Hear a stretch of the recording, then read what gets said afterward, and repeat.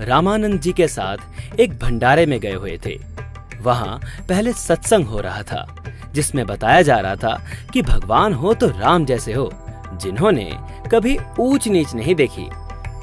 भीलनी शूद्र के झूठे बेर भी भक्ति भाव से हंस हंस कर खाए। प्रवचनों के बाद भंडारा शुरू हुआ।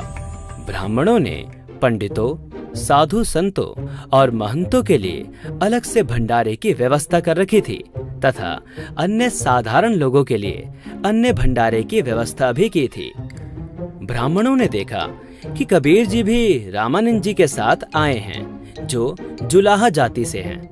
उन्होंने सभी संतों, महंतों से चारों वेदों के एक एक मंत्र सुनकर भंडारे में प्रवेश करने की नीति बनाई।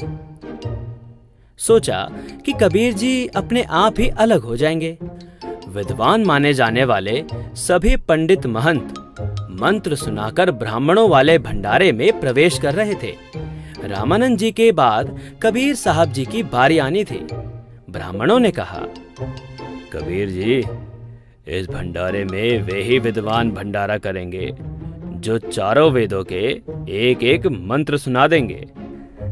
भाई, मैं तो अनपढ़ हूँ, मुझे कहाँ वेदों के मंत्र पढ़ने आते हैं। जहाँ भंडारा चल रहा था वहाँ से थोड़ी ही दूर पर एक भैंसा खड़ा था। कबीर साहब ने उस भैंसे को आवाज देकर बुलाया, अरे भैंसा राम, भाई जरा नजदीक तो आना। भैंसा दौड़कर भंडारे के सामने आ गया।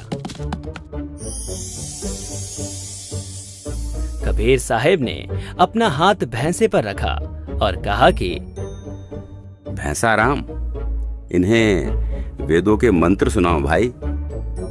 भैंसे ने चारों वेदों से एक एक मंत्र सुना दिए। ऋषि मणाया, ऋषिकृत, सवृषा, सहस्रता, तिथः, पद्भिः कवीनां, तृतीयं धाम महिषा, शिशासन्त सोमः, विराजमानो राजितस्तु। अर्थात कबीर देव शिशु रूप धारण कर लेता है, लीला करता हुआ बड़ा होता है।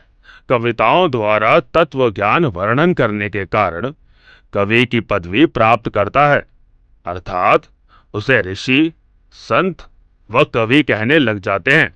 वास्तव में वो पूर्ण परमेश्वर शरीर में, आकार में, गुंबद में, सिंहासन पर विराजमान है, और वो कोई और नहीं बल्कि मेरे पास जो खड़े हैं यही वो पूर्ण परमेश्वर हैं। सभी ब्राह्मण अचंभित रह गए। कबीर साहब ने कहा, लो भाई, भैंसा राम ने मंत्र सुना दिए। भैंसा राम, जाओ और विद्वानों के साथ बैठकर भंडारा करो। मैं तो साधारण लोगों के साथ ही भंडारा कर लूंगा।